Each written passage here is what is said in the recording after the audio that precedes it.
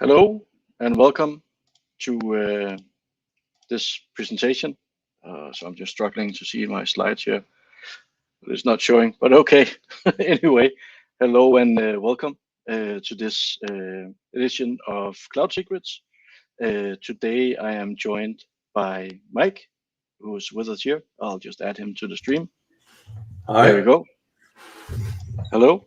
So I'll do something else instead since it's not showing my slides. So I'll just open it up here on the side and then share my screen instead, since what I had planned didn't actually work. Sorry about that. One sec.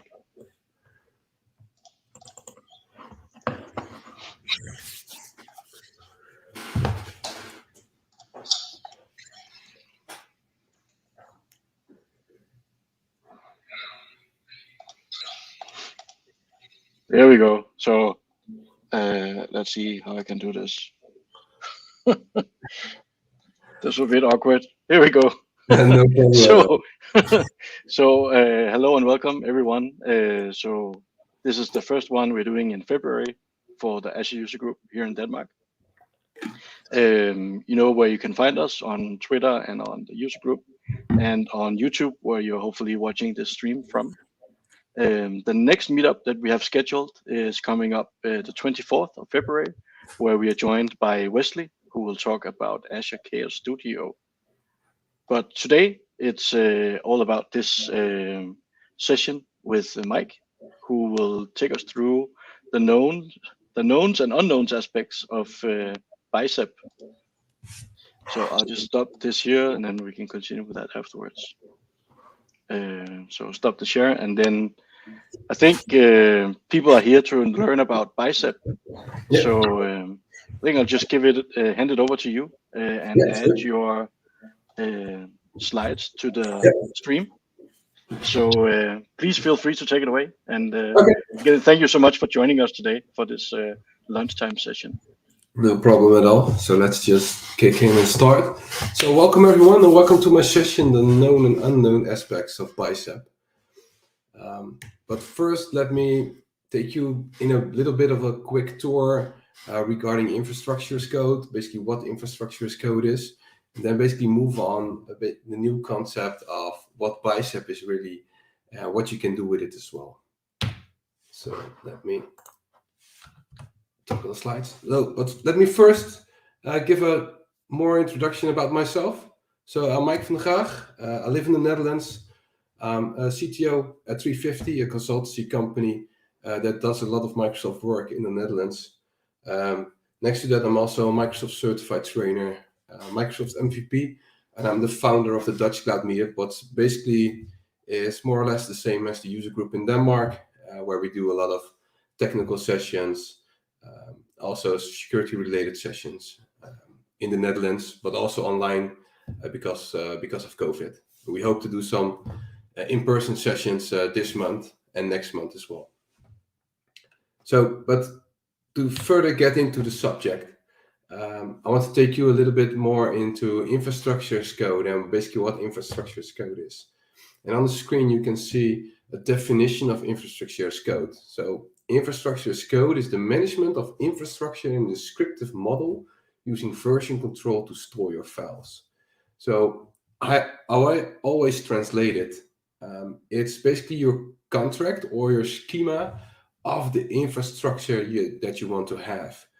Being it, for example, on-premise, being it in the cloud, it needs to be some kind of contract, some kind of schema, where you specify how your infrastructure needs to look like. Needed to be an Azure App Service, needed to be a VM that's combined with a VNet, of course, and that all also added to a version control system so that you can manage your infrastructure as code, but also to keep it versionalized as well. So, and then maybe you're asking yourself, so why do I need to use infrastructure as code? So there are a lot of reasons, of course, to use infrastructure as code. But if we look at some reasons is how I see it, it's the reason of saving money. And why is it basically saving your money to create infrastructure as code? Because in the long run, It will deliver you stable environments, and those environments you can deploy very rapidly and at scale as well. So if you will do this manually and you want to deploy a VM, you can do one manually, but if the next week you get another request for a specific VM that's exactly the same, you will have to do it manually again. If you have that as infrastructure as code, you can scale rapidly and also deploy that rapidly as well. Version control, as the state of your infrastructure is saved in a file, you can very easily add that to version control, make sure that changes are applied in version control as well, so that you can always go back to a specific version and always can see who does the changes on your infrastructure and how it's used. Reusability. So many infrastructure as code systems give you the ability to reuse components. So basically you're reusing your VM components, reusing your VNet components, all together to make sure that you do not create things every week, but just reuse your components you already have created as well. Repeatability, exactly more or less the same as your scale. You are able to scale very large, and you can also repeat your deployments very easily. So if you, for example, have a VM that's misconfigured or someone has done some manual change on it, you can repeat your infrastructure as code, deploy it again on the same environment, that it should correct the manual inconvenience of people. Next to that is creating resources according to strict rules and remove human errors. So if you deploy your infrastructure manually, and you do that a lot of times as well, human errors will happen.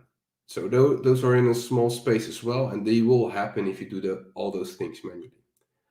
And also, if you look at, for example, very strict rules, some of you may work for a large enterprise customer or work in a large enterprise, and you see that there are a lot of rules on deploying your infrastructure, deploying your VNets, deploying security rules. Those are all very strict, and if you need to do those things manually, it's very hard to do them. You will forget rules, and if you apply them in an infrastructure as code kind of a way, it's very too easily to deploy them, but also to repeat deploying them. We already seen the last one in the examples of the previous ones, but you have no more configuration drift. As you apply everything via your infrastructure as code, you can lock down certain parts of your infrastructure platform to make sure that there are no manual configurations done on the environment, so that you can really make sure that there's no more configurational drift within your platform. So many of you may already know, as you're already aware of Azure and how Azure works, Azure has a certain part that's called the Azure Resource Manager. The Azure Resource Manager is a layer within the Azure platform that makes sure that you can deploy your resources, make sure that every communication to the Azure platform is done in a similar way. So you can see in this image as well, is that this image consists out of multiple layers. So on the top, you have the CLI, the PowerShell, the SDK, the REST clients in the Azure portal. Underneath there's the authentication and authorization layer, and then you have the Azure Resource Manager.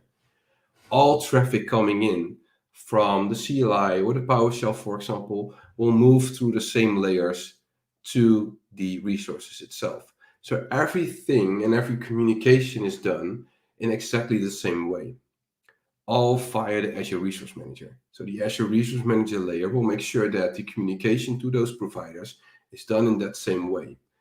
If you are using the portal or if you're using the PowerShell, it will be exactly the same, as it will move all through the Azure Resource Manager. And that's also basically where Bicep comes in. So you have the Azure Resource Manager, and if we last year created templates for the Azure platform in an infrastructure kind of way, we all used ARM, and that's basically the language that the Azure Resource Manager talks. You created ARM.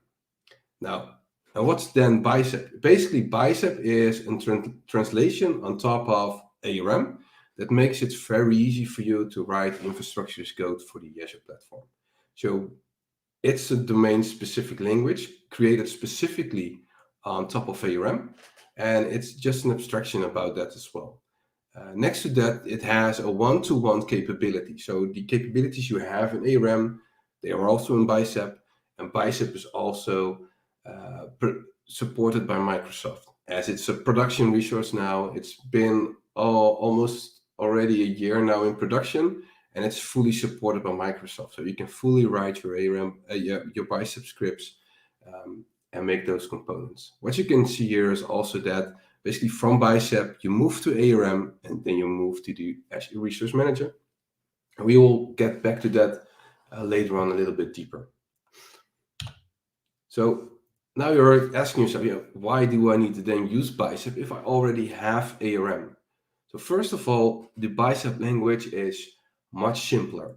The syntax itself is much simpler, and the extract of the Bicep file is also much easier to read for you as well. What you could imagine when creating ARM templates, the templates you created will be getting very large. So if you have multiple resources, the files will be getting very large, or even if you created separate templates and use them as nested templates, everything was getting large. You have a lot of syntax in an ARM template that you do not really use, and with Bicep that will really change. And to give you a small example, let me just open up a browser very quickly and open the Bicep Playground. The Bicep Playground is a small tool on the internet that you can use to just work with Bicep files and see what it will be in ARM. So on this side, you see a Bicep file, and on this side, you see basically the exact same thing, but then in ARM. So you can already see the very large difference that it's deploying a SQL Server and a SQL Server database. 26 lines on the Bicep side, and you already have a lot more lines on the ARM side. So that's already the difference between those two. Next to that, it's very much easy to read. But let's get further into the functionality of Bicep and see what we can do with it. So the installation of Bicep is very easy. So you have a manual installation step where you can just install via the Windows commands, Linux. You can do it all manually, but you also have an extension. So normally when you create the infrastructure as code, you will have an IDE that you use to work with, to make your files. Now, the most used IDE for Bicep is Visual Studio Code. And for Visual Studio Code, you have a Bicep extension that helps you with IntelliSense, type ahead, and all kind of functionality that we'll see later on in the demonstration as well, to get you going on Bicep. What I mentioned, Bicep is basically a tool that you install on Windows, but it's also integrated into the Azure CLI already and PowerShell. So it has a full integration, and you can use it from there as well. So if you see, for example, you have an AZ Bicep build and you have an AZ Bicep install that you can use, for example, to install. But you also have, for example, a deployment. So normally when you would deploy resources to the Azure platform, you would specify a template file, and that template file would be referencing an ARM template. Now, with Bicep, if you use Bicep, you can directly point your deployment scripts to that Bicep file.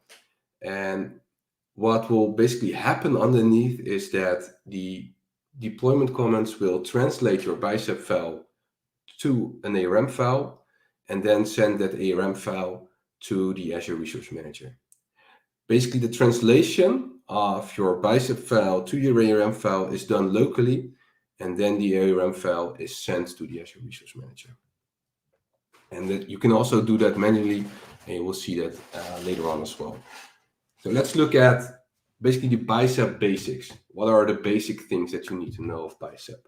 So you have the Bicep executable. You have that, for example, integrated in your CLI, but you can also install that separately. So I always try to run it separately as well.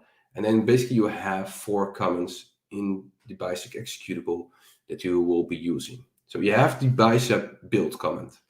Basically a very easy command build your Bicep file. And basically what that does is that if you supply it with a Bicep file, it will output you an ARM file. So you will be moving from Bicep to ARM. Next to that, you also have the Bicep Decompel version. And basically what that does, it will decompel your ARM template into a Bicep file. So you will move from ARM to Bicep. And that's basically used in somewhat migration scenarios where you maybe get into a customer and that customer is still using ARM, but you want to move to Bicep. You can decompel those files, those ARM files, into Bicep to really get you started on using Bicep, for example, for that customer. And then you have two additional comments that were introduced a few months ago, and those are basically the restore and the publish. And I will get into that a little bit later during the session. So let me first move to Visual Studio Code to also show you something regarding the decompel and the build versions. So I have my IDE open. So I have a script file, an ARM file now open. That's basically already a lot of lines of code. And basically you have to see this as a migration scenario. So I have an ARM template and my thoughts are, okay, I want to get started with Bicep. How do I need to do that? Okay, so you have your ARM template and let's just try to decompel this file. So let me just get this done. I just type in Bicep. Let me first check if I'm in the correct folder to make it easy. Yes, let me go to the decompel for my demonstration. And then I just type in Bicep Decompel and then my template file. So what I've done here, let me zoom that in a little bit for you. I just typed it in very easily, Bicep Decompel and then template.json. Let me press enter. Bicep tooling will run. And what you can see on this side as well, I now also have a template.bicep. So that file wasn't in here, and I now have it. So if we look at that file, it just moved from the ARM side of things to the Bicep files of things, where it does a complete translation of what I've had specified on the ARM template. So to just give you a small example, if you look at the parameters part, you can see here that I have some specific parameters, so the OS disk size with specific min values, max values. And if we look at the same parameter on the Bicep side, I have the exact same thing. So I have a default value, I have some min values and max values as well, all specified and very easily translated for you from ARM to Bicep.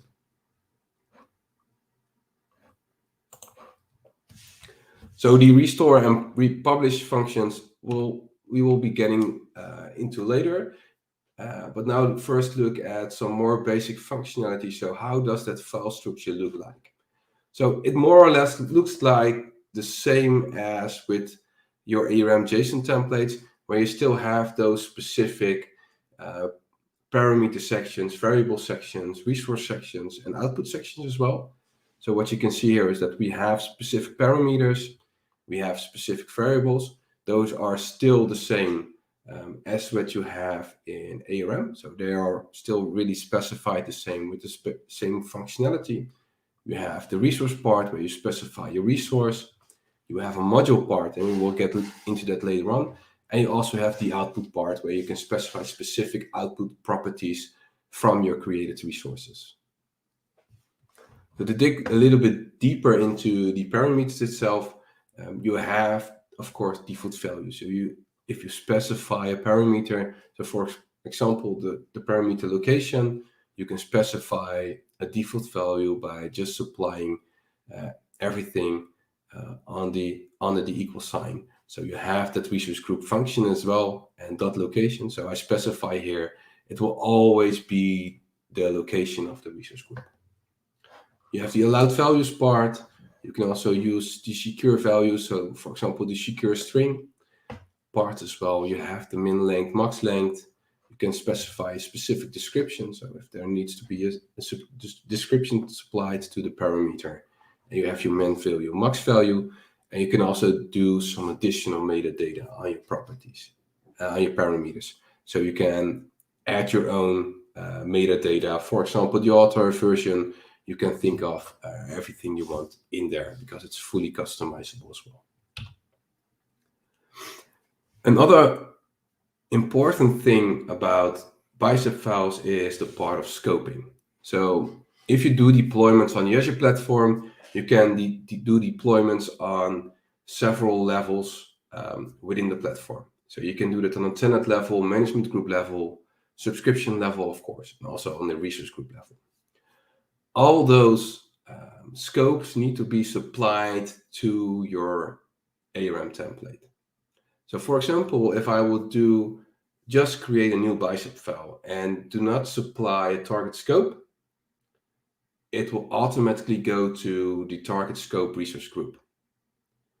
So if I would, for example, would like to create a resource group in my Bicep file, I also need to supply the target scope for that Bicep file, because that resource group itself should be scoped somewhere else. And then you, for example, scope to a subscription. So these scopes need to be supplied on your Bicep file to really make sure where you deploy your resources and how they are used with as well. So you have the scoping also on a resource. So for example, what you can see here is that I have one resource that's called a storage account, and I have one resource that's called a lock. It's basically just a lock on that specific resource. And by supplying a scope here, I'm saying, okay, I have a lock resource, and that lock resource needs to be scoped on my storage account.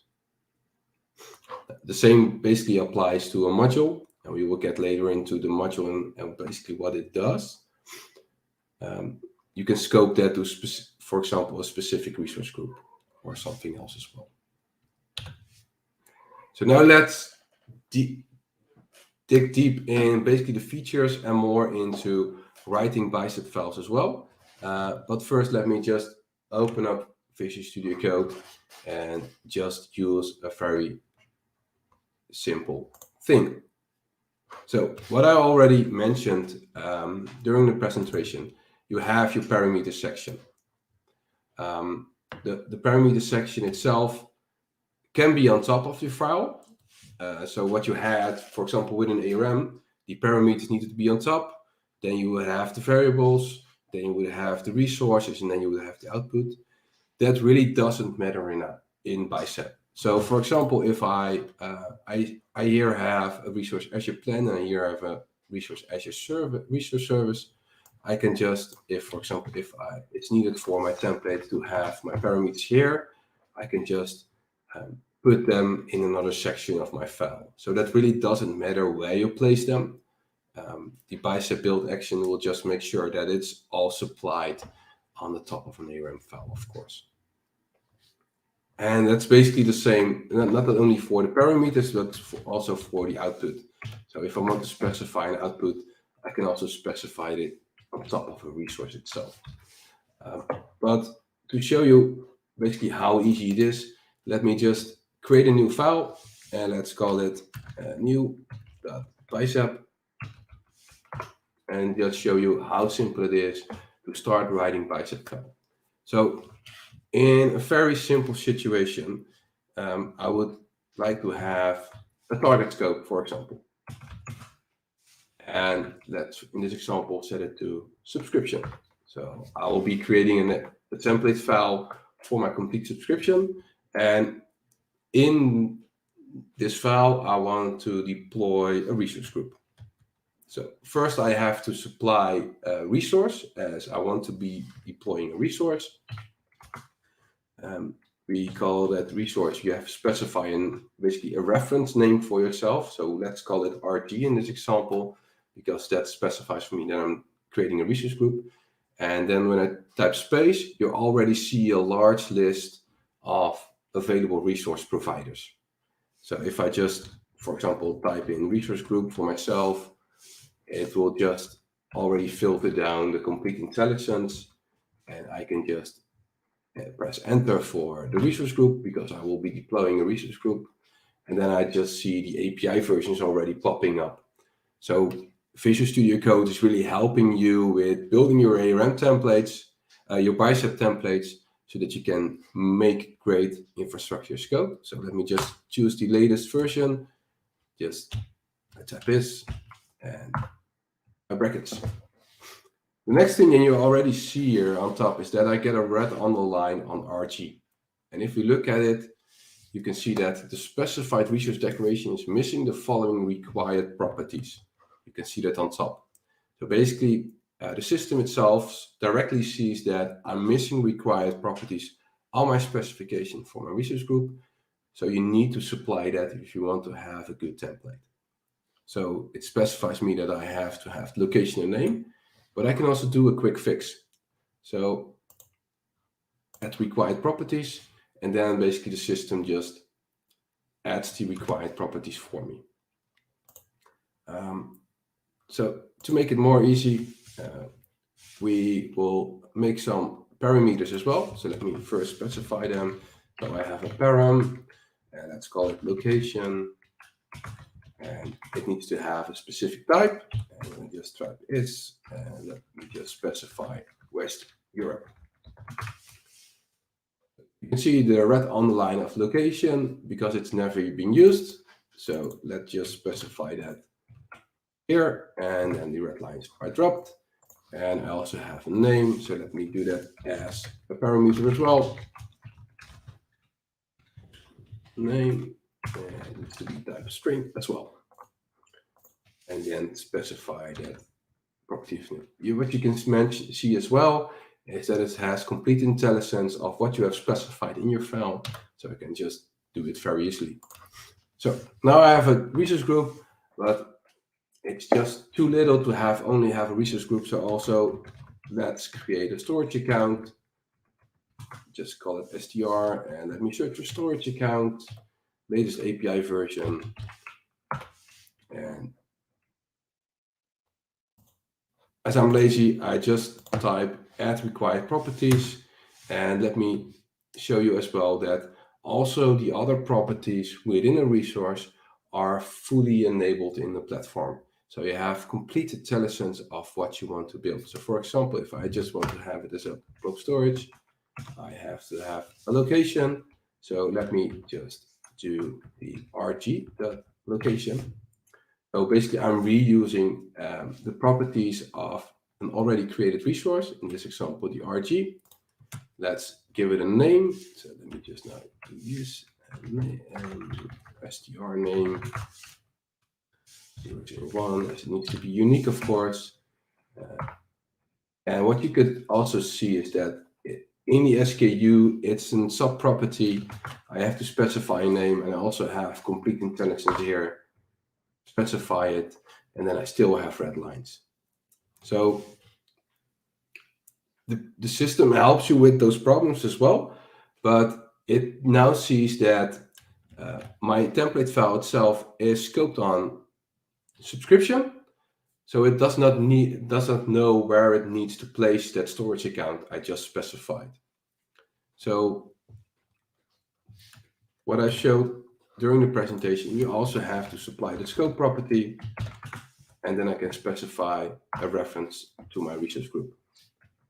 And it does not fit that property. So let me just do it like this. And I have a problem with this. Yeah, let me get into that later on. So what you can see here now is that I have two resources. One is a resource group, one is a storage account. Both are basically connected, and the Bicep also enables you to do not explicitly specify the depends on. So what you also have, you have the depends on property, where you can specify that for, in this example, my resource is dependent on the resource group, but the system does it itself. So if I would construct this Bicep file into an ARM template, it will directly specify the dependency to my resource group. So you do not have to do that. But if you want, you can specify implicitly. It depends on. What I also want to show you is that in the times of ARM and writing very large files, you would have to specify subfiles, for example, or you would specify nested templates where you needed to share your nested templates on a storage account. Then you have to give that storage account anonymous access, or you needed to work with SAS tokens and everything else to just split out your ARM templates to really make it have a good overview on how you need to work with it. In Bicep, they have created something for that, and that's called modules. With modules, you have subfiles, how I call it. And let me just open the slide for that as well. Yeah. So you have basically a piece of code for reuse. So, and it's basically the contract that you have to other files. And the simplest to explain it basically is that your module is just a Bicep file. So it's nothing different than just a specific resource specification, but just referring it in a different way.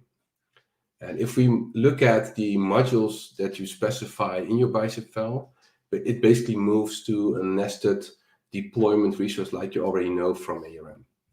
So let's just create a module very easily. So I have a subfolder already here called modules, where you can see that I already specified some modules for demonstration. And let's just take the easy one. That's a storage account, where I also already have specified that I have a specific location. I have an account name with no specific default value. And in here, I have a resource already specified, just like I've shown you during the first demonstration, where I have a specific account name. It's a storage account, and it has a specific SKU. And after that, it also outputs the storage account ID. So this is basically just a module file that I can use for reusability. So if we move to the new .bicep file we just created, and that's just for demonstration, remove this one, we will not start with typing resource. No, we will start typing module. And then call it storage. And then it already shows me modules. And another suggestion. There it is. Modules. And then I want to use the storage account module. So basically, this all works exactly the same as just specifying resource. The system really looks at the module file and also sees the required properties that you have.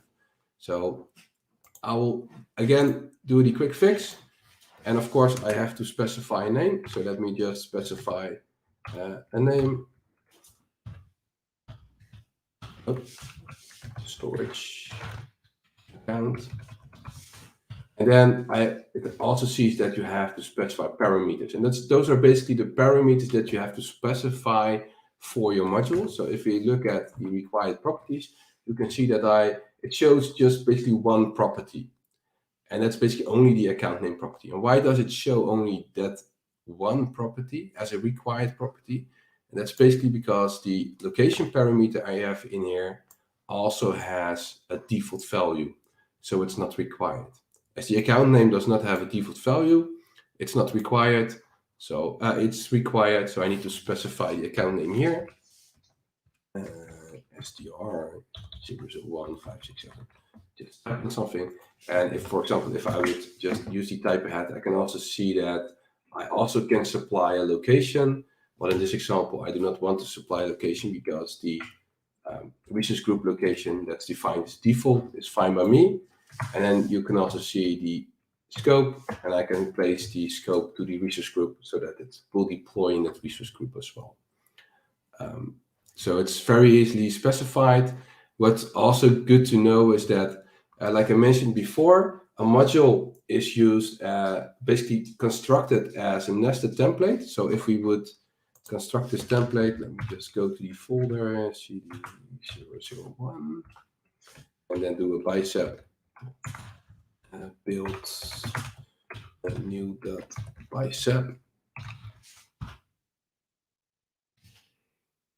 I will see the JSON file popping up here.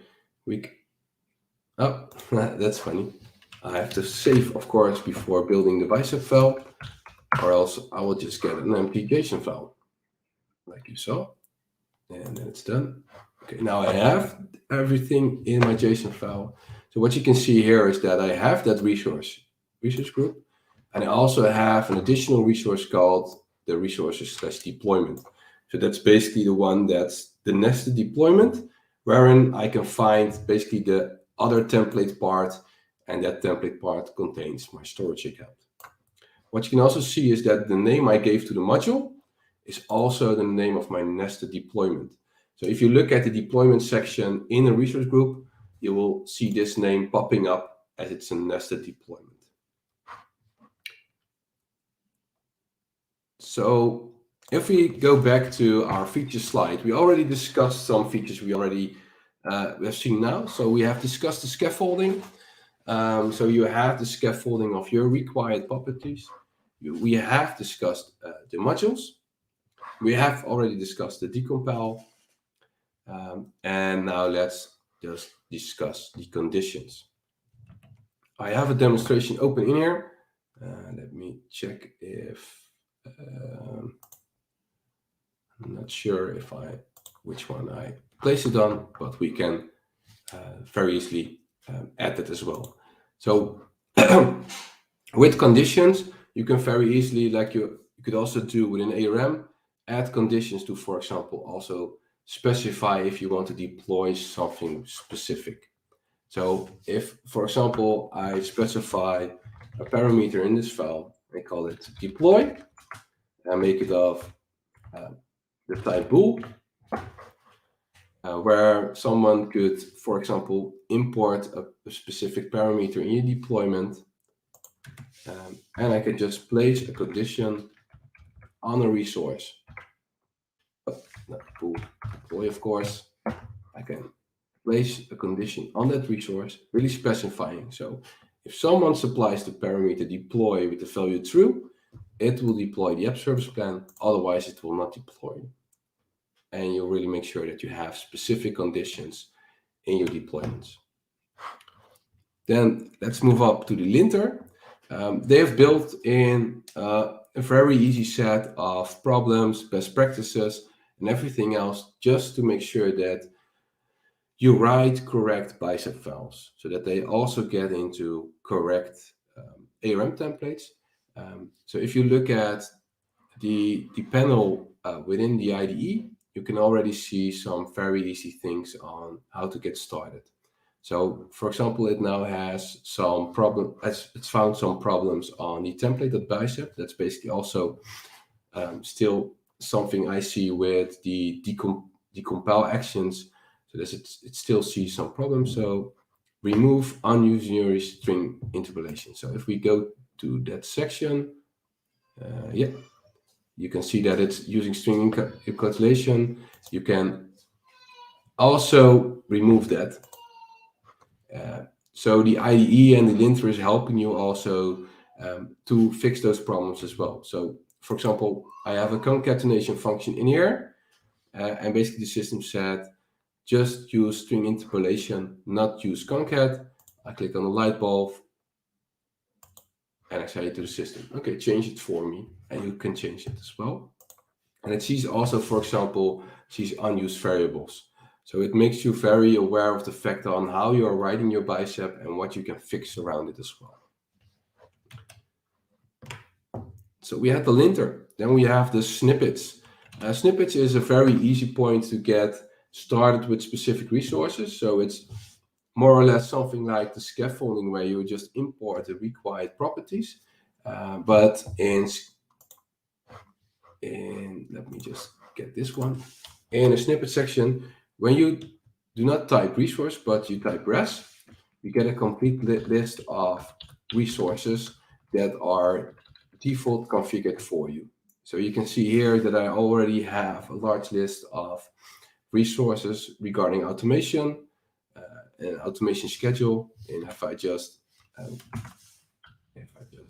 enter on one of those. So let me just search for, what's a good one? Just VPN local gateway. And then I tried too long, and you can see that I just get a resource in here, local gateway. I have to specify, just call it local gateway. And then I think it also has a problem with the scoping, of course, because it's a resource group. But you can see here that it's very easy to just add snippets of specific resources to get started and really getting quick into creating your infrastructure script. Existing keyword is also a very simple thing. So for example, if I want to deploy this storage account, but I know that there already is an existing resource group. I do not want the system to create that resource group, but I know that that resource group already is there. I can just specify the existing keyword after my specification of that resource. You can also see that I do not need that location parameter anymore, so we can remove that, for example. But then the system itself will retrieve that existing resource and will also not create it if it's not there. So it's really specifying, okay, I want to create something. In this example, I want to create a storage account and I want to use that storage account properties. So for example, in situations where I use it very often is, for example, if I'm creating an Azure App Service and I want to send my information to Application Insights, but I already have an Application Insights instance where I group everything, I can just specify a resource to Application Insights with keyword existing. And in my web application configuration, I can use that resource to get, for example, the elementary key. So if in this example, I also have an Application Insights, and if you look, for example, into the instrumentation key configuration, I can just reference the App Insights, and basically App Insights in this example is an explicit resource in my template already. I can just retrieve the properties very easily. So I do not have to do anything else with supplying parameters. No, I can just reuse specific values of existing resources already and incorporate that in my template. Loops is also a very easy and cool thing and easy to do as well in ARM, in Bicep. So you saw me already doing a condition, and basically a loop works more or less the same as the condition. You just specify a for loop in this example where I have a VM items array. So in my parameters, I can see here that I have a VM items array.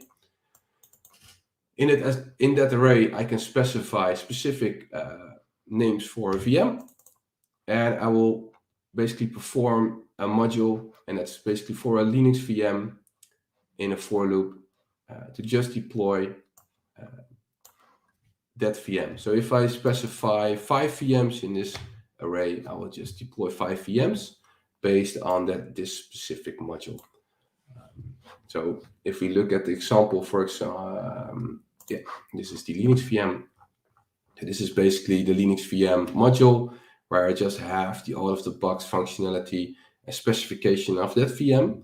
And by using that in the array specification in this file, I can really easily deploy this. So if we go down this specific Bicep file, you can see that I have specific parameters of the values I just need to supply. I have 2 resource groups. One resource group that I've called AppRG, meaning that it will, in my example, it will contain all my VMs that I deploy. And I have an AppRG VNet. So I have a specific resource group wherein I deploy my VNet. So the deployment of the VM is completely split up of the deployment of the VNets. And then I have the module VMs. Basically, that's also scoped to my application resource group.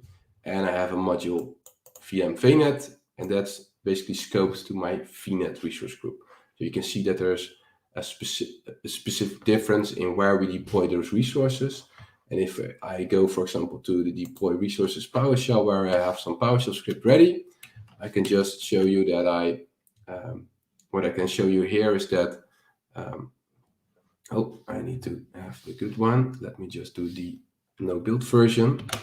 Is we have a deployment in here. So I have a convert to secure string. So I'm just placing that secure string in there. It's not really secure, of course, but just for demonstration purposes. And you can see here that I do a new AZ deployment with a template file that's referencing the specific Bicep file, and it's deploying it with the name Bicep. So if we, for example, just perform these actions, you can see here that I have supplied an array of 3 items. So for the sake of demonstration, let me just add an additional one, so that you can really see that it's really different as well.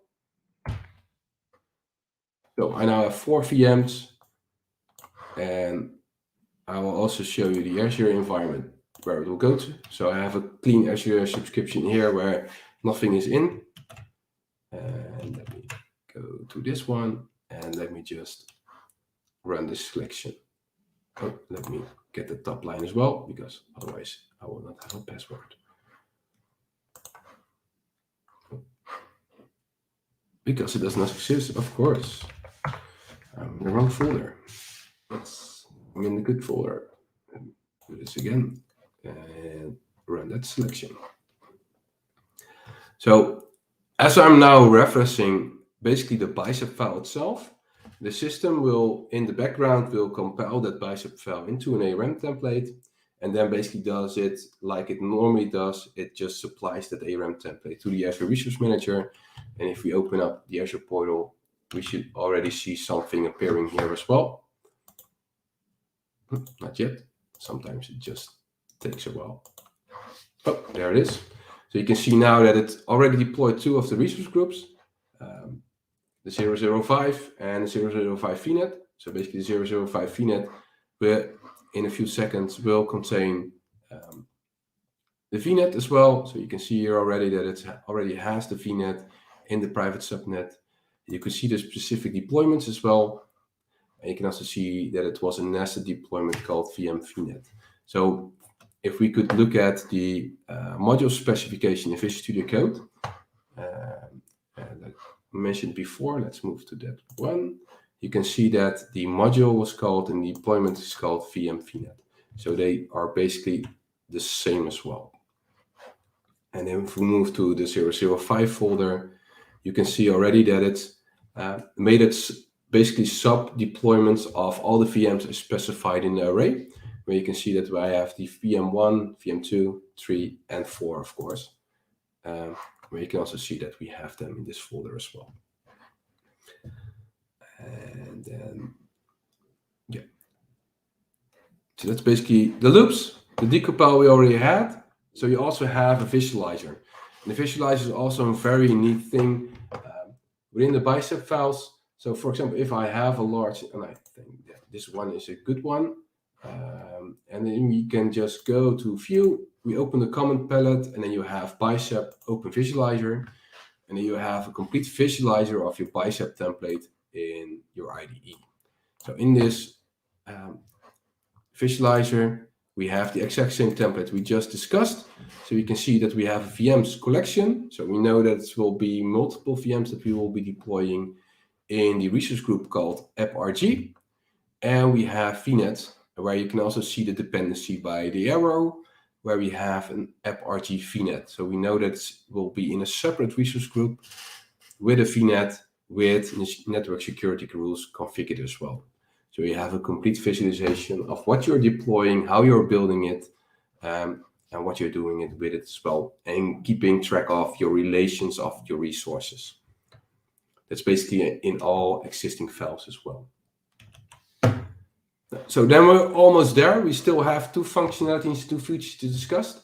Basically the existing resources and external modules. So let me first do the existing resources. So in many situations, you can export your ARM template in the Azure portal. So you can go to the Azure portal, and basically move to a specific resource, and then just click on Export Template to get the template of your existing resource. That's great, of course, but that still gives me ARM. I want Bicep. So Bicep does that in a somewhat different way. So for example, if we just pick up a VM, and let's make it easy, we need the ID of a specific resource. So we will just get the resource ID. Let's copy that and then move back to our IDE. And let me open up the inserted Bicep. So you can see here that I still have an empty Bicep file. And let me just open up the command palette again. And then I not choose Open Visualizer. I just choose the option Insert Resource. Oh, and then it moves away. I use the option Insert Resource. And I type in the resource ID. So I have copied it from the Azure portal. I enter the resource ID and just press enter. I'll wait a few seconds and then you can see what happened. Basically what the Bicep extension does, it retrieves all properties I have configured on the Azure side and it just places it here on a Bicep section. So you can even see my tags that I've supplied on those resources automatically via policies. It basically extracts every property I have and just place them here on the Bicep file. Very easily. I really didn't have anything to do, just to configure the services. So you now also have very easy options to do your manual configurations on the portal, on a test environment, for example, and just export it to Bicep. So let's move to the other part, and that's basically the external modules. And let me also skip to the slide that I have for that as well.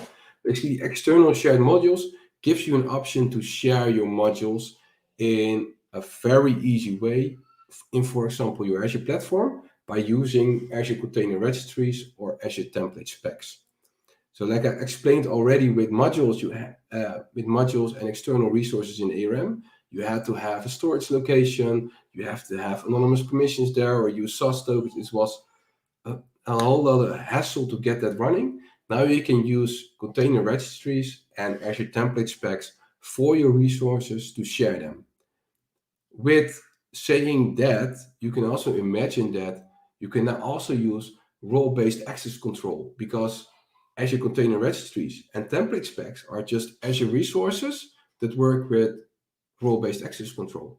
So you have that same functionality in sharing your modules. And this is also basically where the Bicep Restore and the Bicep Publish functionality comes in. Basically, you use those components to publish your modules on a container registry or restore them on your system. Because what the system does when it calls a Bicep build, it goes to that external module source, and it will just retrieve that module to your local file system and then construct your ARM template. So on the module side, you do not really have to do anything because the module will still be the same. It's just published in a simple way. So if you look at this script, we can see here that I have one simple comment in here, and that basically publishes a module. In this example, the VNet module I have, to a specific container registry that I have in Azure. So with that said, when published, I have a module in Azure, and I can also use that module. So if we go to the use module section, I have a specification in here on line 18, where I reference the sponsor registry, and I will show you the Bicep configuration later on, where you specify the reference to the container registry, and that shows my storage account. In this example, I have a module there for a storage account as well. And it exactly works the same as every different module. So for example, if I would remove this parameter, the IDE will help me again say, hey, you still need that account name property. So it basically restores in the background and makes sure that your IDE is totally aware of the fact. But the one that I like the most is the template spec functionality. Is you can specify template specs on the Azure portal. Those are basically your specifications for your deployment files. And you can reference them as well in newly to create Bicep files. So what you can see here as well is that I have a template spec, and I have a template spec called Azure Automation Account of the version 0.2. And I only need to specify those parameters. So if we go have a look in my Azure platform and go to Home, and then go to Resource Groups, and let me just get that one. Let me just do all. We should have an RG templates, and you can see that I have specific template specs and also have a template spec called the automation account, where I have a latest version of 0.2. So the system really gets this template spec and restores it locally to move on with the system and use that as an external module, keeping everything in place like Airbox. So you are totally aware of who can use my templates, who can reuse them in different kind of templates, and also make sure that they can only deploy it where they use it as well.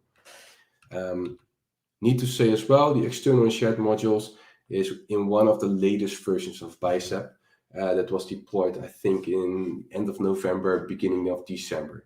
So if you are not on that version yet, make sure that you get to that version to use those components as well. So some kind of some resources. So you have the Azure Bicep GitHub repository, where you can find a lot of information, where you can also share your issues if you come by with issues. Docs.microsoft.com has a very large section on Bicep nowadays, where you can just start using Bicep and start learning on how to work with Bicep. Microsoft Learn now also has a curriculum to help you get started. Every demonstration I just shown you during the talk is in my personal repo. You can look at it, reuse it. In my repository, I also have some additional examples with, for example, policies and some other kind of things, and a link to the Bicep Playground, where you can just play around with Bicep and directly see how that complies to your ARM templates. That leaves me with thanking you for joining my session. If you want to get in contact with me, my contact details are all on this slide. I really don't mind if you have questions, just send me an email or contact me via Twitter. That's no problem at all. Cool. Thank you so much for that presentation, Mike. It was very informative and some very cool stuff. Definitely a big step up from just using ARM. Yeah. I think that's fair to say, right? Yeah, that's fair to say. It makes your life more easy. So for my personal view, it sometimes took us days to get good ARM templates building for a project. With Bicep, we normally just spend 30 minutes just getting our reusing our modules we already have, combining those in one template, and making sure that we have everything in place. Yeah, definitely. So we have a few questions from the chat, so I'll just bring those up. Let me just see if I can. I'll put the first one up here. So that's Rasmus, who asks, how advanced is the decompile?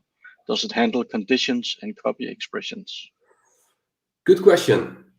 It should handle those situations, but I haven't really tested those situations because I really didn't like those conditions, copy expressions, and everything else in ARM because I found it really hard and just making it not readable for us to work with as well.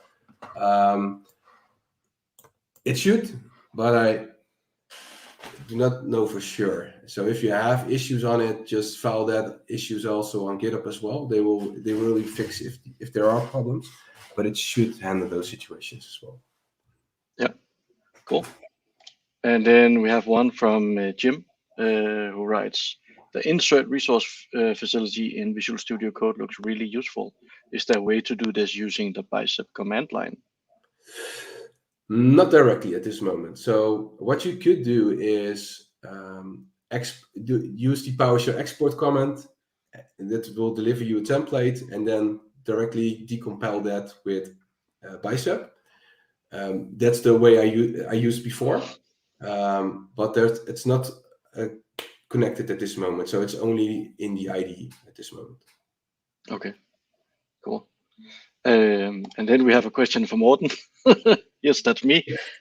So I just had to remember my question, so I typed it in. So the intelligence or autocomplete is pretty nice, but you find the discoverability of the resource namespaces and API versions, or how do you find the discoverability of the namespaces, when to use what, and what about the API version? Like Yeah. what's the implication of changing that if you already had a previous version? Like, is this that easy? I can't help but think if that's something that's like, do you even dare to change the API version once you first picked one, or? Yeah, sometimes we do because we in our practical situation we also use ARM toolkits as well to make sure that we comply to certain standards. So you have the ARM TTK tooling from Microsoft, that's really making sure that your ARM templates are a specific specification. And one of the rules in there as well is that an API version shouldn't be older than a numbers of days as well. So what we see in previously created infrastructure as code, we sometimes update those version numbers as well. What we really found out is that in ARM, we found it really hard to just find the correct API versions. With Bicep, that's really easy because you just type and the IDE helps you getting those correct API versions in place. But moving to a new version for no reason, we really do not have those situations. So we only move to specific versions when we have practical scenarios for that. So for example, if there are new functionalities in the service, we may need to move to a new version. If that's not there, we just stick with the old version until our test agent specifies, okay, you now have basically an expired API version. You should move up, and then we just have just a testing scenario to check if everything's still correctly configured with that new version as well. Okay. Does the autocomplete of the Visual Code extension, does that follow the API versions? Like, does it get it remote, or do you need to update the extension to get it? No, it should get it remote. Okay, that's cool. So it's Cool. updated directly. Yeah, it uses Yeah. just the regular schemas as well to get those Yeah. problems. Okay. And is there anything that, like, I was wondering if there's anything in Bicep currently that you're missing? Oh, that's a good question.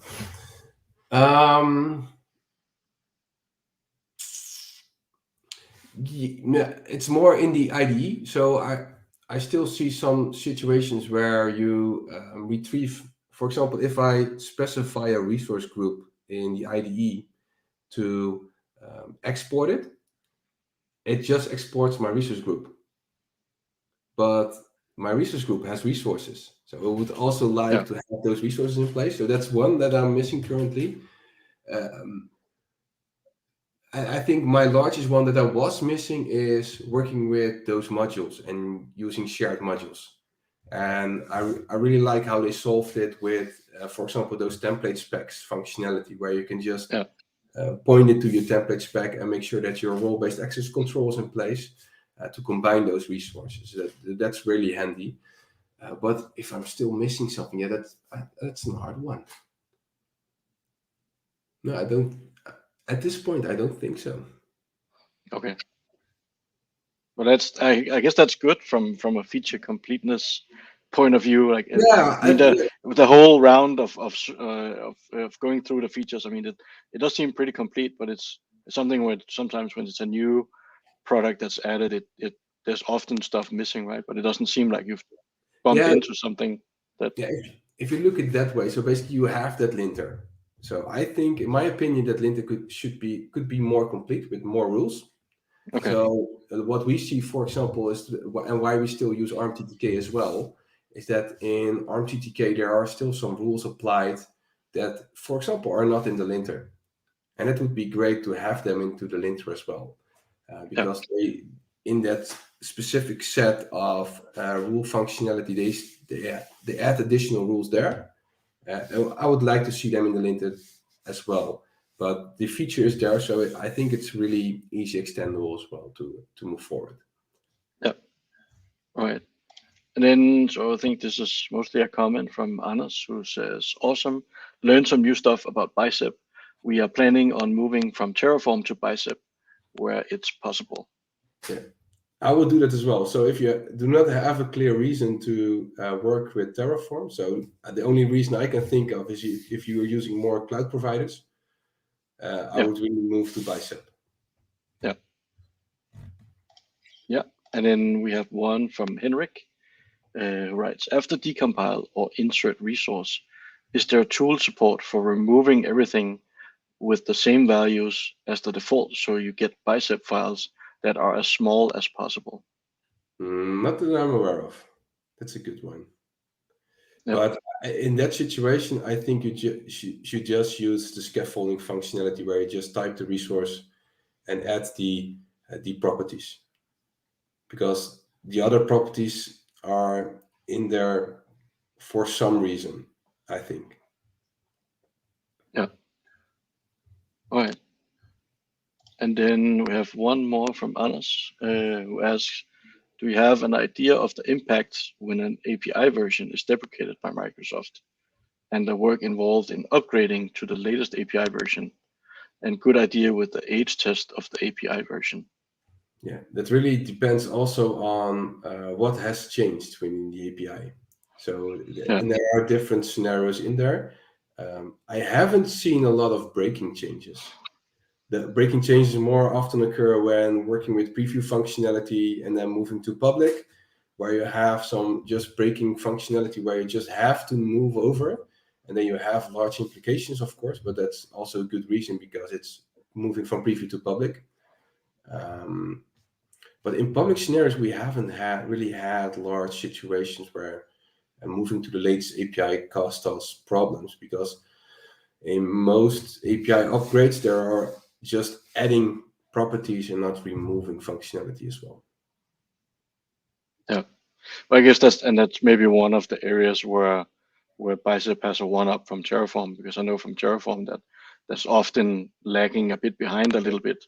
Like usually preview services are not in there, and some of the newer services takes a little bit of time, even though Microsoft are dedicated to helping out as well. Yeah, yeah, that's true. That's the whole problem I see with Terraform, is that's also the reason why I've used Terraform, but we also stood in chance where we just pick Terraform or pick ARM, and then we still stood by ARM because it just always has the functionality that you want in the platform. So for Terraform, you have to wait. So I don't want to have to wait a month to deploy a specific service. Yeah. I Yeah. want to use it right away. Yeah. In many situations. And then the only situation where I can think of that Terraform could be handy is when you use AWS as well, for example. And of Yeah. course, I think they created a provider for Azure DevOps that was very handy as well. Yeah. Yeah. Cool. Well, so that was all the questions from the chat. Great. So I'll just show a quick word from our sponsors, since Microsoft is sponsoring these meetups, allowing us to stream online. So they have this initiative called Azure Heroes, where you can collect badges or badges, um, which are all stored in a digital wallet. And so here is, let me just select the next one. So this is the QR code that you can use for today's session. So you can scan that and add it to your wallet. And then I think once you have collected a bunch, I think you can exchange them for something. I can never remember what it is, but I think maybe you can exchange them for swag. And I think you can also get them from using Microsoft Learn. But anyway, so here's the badger for this session for those that are collecting those. And go to aka.ms/azure.heroes to get the app and get that downloaded. So with that, thank you so much for joining us today, and thank you to all of those that that gave up the last hour listening to us, listening to Mike talk about Bicep. So we appreciate that, and thank you for your time. Yeah, thanks for having me. Thank you. Thank you.